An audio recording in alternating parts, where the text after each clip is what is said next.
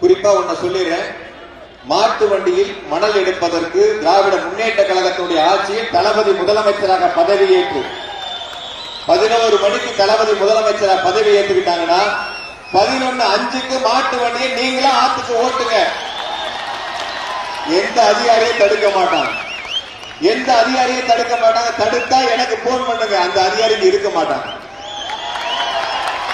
அந்த உறுதியை உங்களுக்கு சொல்கின்றேன். இந்த விஷயம் தப்பு பண்ண மாட்டான், தப்பு பண்ணவும் விட மாட்டான்.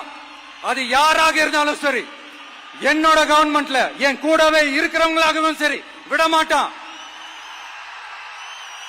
சப்போஸ் யாருக்காவது அப்படி ஒரு எண்ணம் மனசுல இருந்துச்சுன்னா, நம்ம ஜெயிச்சுட்டோம், ஒரு ஆட்டம் ஆடி பார்க்கலாம் அப்படின்ற எண்ணம் யாருக்காவது இருந்துச்சுன்னா இப்பவே இந்த நிமிஷமே அதை எரேஸ் பண்ணிருங்க.